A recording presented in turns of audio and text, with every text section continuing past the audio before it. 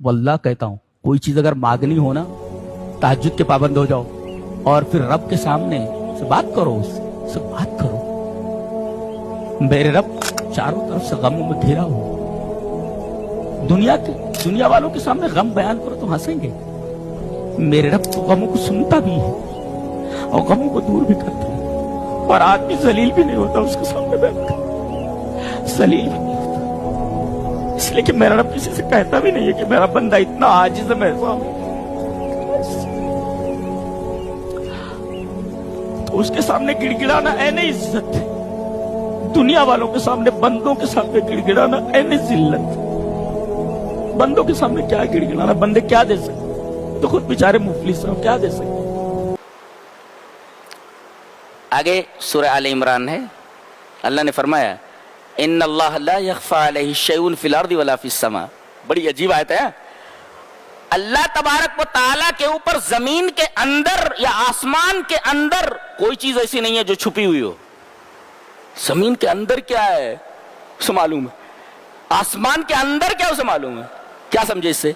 यही समझना रहता है कुरान हकीम का जो इशारा होता है कि जब वो जमीन के अंदर वाली चीजों को देख रहा है और आसमान के अंदर वाली चीजों को देख रहा है, तो तुम तो जमीन के ऊपर और आसमान के नीचे हो। बताओ तुमको कैसे देख रहा होगा?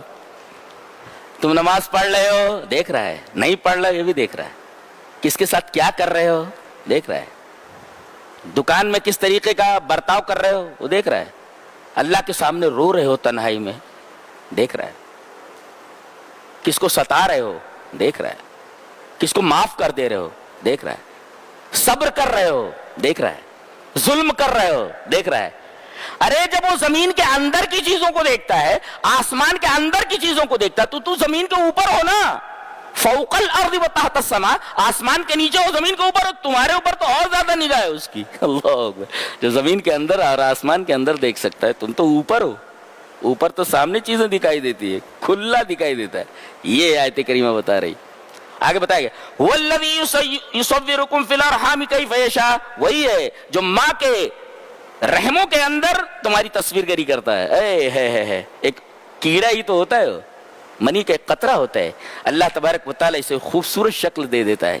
क्या आर्ट है, क्या अंदाज है, क्या तख्लीक है, अल्लाहु अकबर। हैरान है आदमी, हैरान है। 60-65 साल तक दिल की मशीन चलती रहती है बगैर किसी बैटरी के। कैसी तस्वीरगरी करता है, पूरा बदन बनाता है। उसके बाद फरमाया गया वो जिस तरह चाहे बनाए, माँ बाप दोनों मिल जाए तब भी बना सकता है, और बाप ना हो सिर्फ माँ हो तब भी बना सकता है, पैदा कर सकता है, जैसे ईसा को पैदा किया, और माँ बाप दोनों ना हो तब भी पैदा कर सकता है, जैसे हजरत आदम को। हमारी कुदरत है, हम हैं। फतबारकल्लाहु अहसनुल खालिकीन, हम हैं हम। तो माँ के रहमों में हम तुम्हारा बदन बनाते हैं। उसके बाद कहा गया हुवल्लज़ी अंज़ला अलैकल किताब, तुम्हारे ऊपर किताब नाजिल की। माँ के रहमों के अंदर तुम्हारे बदन को बनाया, संवारा, और जब तुम बाहर आए, होश आया, तो तुम्हारी रूह संवारने के लिए किताब नाजिल कर दी। ये किताब है जो रूह को संवार रही है।